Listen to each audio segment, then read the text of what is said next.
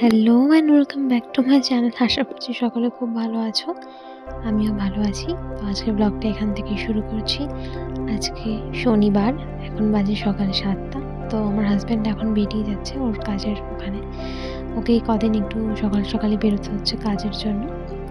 আর সেজন্য আমাকেও সকাল সকাল উঠে আমি ওকে রেডি করে ওকে যা ওর খাবার-দাবার, ওষুধপত্র সবকিছু দেওয়া হয়ে গেছে। ও এখনও বেরিয়ে যাচ্ছে। আর ওর এখান থেকে কাজের যেখানটা সেটা অনেকটাই দূর। সে মানে বাইকে করে, অনেকটা দূর বলতে বাইকে করে যেতে হার্ডলি 15 to 20 মিনিটস লাগে। আর তুমি যদি টোটো করে বা বাসে করে যাও তাহলে ওই 30 মিনিটসের মধ্যে তুমি পৌঁছে যাবে। 30 to 35 মিনিটসের মধ্যে পৌঁছে যাবে। তো ও চলে যাওয়ার পর আমার যে কাজগুলো ছিল সকালে সারাদিনের সেগুলো করার পরে আমি স্নান করে নিয়েছি আজকে। ওই 11:15টার মধ্যে আমার স্নান হয়ে গেছে।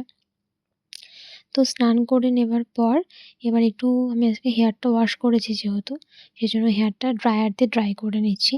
তার কারণ এখন যেহেতু শীতকাল, তো চুলটা সহজে শোকাবে না ঘরের মধ্যে। ছাদে যেতে হবে চুল শোকাতে গেলে। আর আমি এখন ছাদে যেতে চাইছি না। তো সেজন্য আমি ড্রায়ার দিয়ে চুলটা শুকিয়ে নিচ্ছি।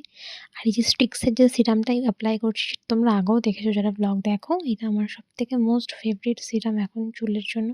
তো এটা কুমড়োটা অ্যাপ্লাই করে নিচ্ছি। আর একবার দেখেছো, ড্রায়ার দিয়ে ড্রাই করে নেব। এই চাল কুমড়োটা দিন 5 আগে আমার হাজব্যান্ড দেখে বলছে, আরে চাল কুমড়ো হয়েছে তো গাছ।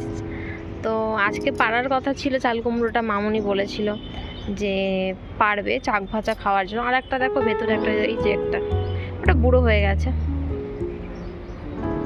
তো বলেছিল পারবে, তো যাই হোক আজকে পাড়া হয়নি, দেখি কালকে হয়তো তাহলে পারবে। আর আমাদের গাছে স্থলপদ্ম ফুল ফুটেছে। এখন তো ঠাকুরের পুজো বন্ধ আছে, সেই জন্য হচ্ছে না। তো এখন শীতকাল পড়ছে বলে দেখো কত সুন্দর সুন্দর পাখি। এই পাখিগুলো আমি বিয়ের পর দেখেছিলাম, আর আমার বিয়ে শীতকালেই হয়েছিল। আবার এই যে এখন শীতকাল পড়ে গেছে, কি সুন্দর ছোট্ট ছোট টিয়া পাখিদের মতো দেখতে পাখিগুলো।